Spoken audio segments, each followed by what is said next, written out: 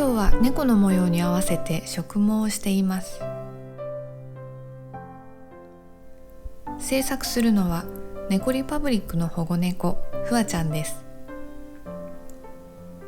前回の動画ではどのように植毛をしていくのかをご紹介しました。一房ずつ色や分量を変えながらモデル猫の柄になるように土台に絡めていきます。根気よく植毛をしていくとだんだん模様になってきます。だいぶ猫っぽくなってきているように見えますが、まだまだざっくりとしています。フワちゃんの茶色の毛はこのような色のメリノウールをセレクトしてみました。メリノウールはとても色数が豊富なため、混色することであらゆる色を作ることができます。私は色を選ぶとき、必ず色見本を見て羊毛を購入しています。実際の色を目で見て決めることにより、手元に届いたとき、イメージが合わないということがなくなります。色選びをしていくことも羊毛フェルトの楽しさの一つですね。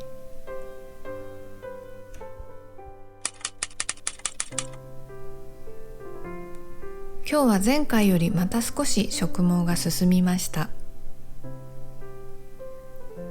上半分が仕上がってきているようにも見えますが、実はまだまだモデル猫フワちゃんの柄と細かな部分が合っていません。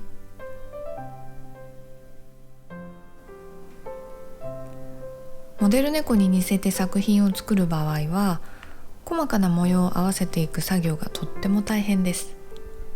そして作業をしている時間の割にはあまり進行して見えないので、忍耐力が必要ですね。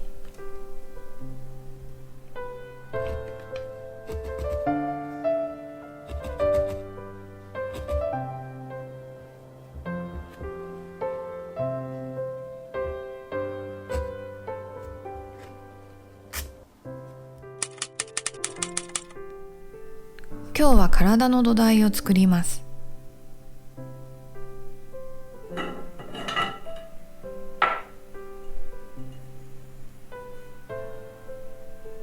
体の土台は顔がある程度できてから入れていきます。初めから顔と体を作ってしまうと、形が歪んだ時に修正がしにくくなります。体の土台ができました。ここへ植毛すると一気に猫になっていきます。次回も制作のワンシーンをご紹介します。続編をアップしましたら説明欄にリンクを貼りますので、フワちゃんの完成までぜひ一緒にご覧いただけると嬉しいです。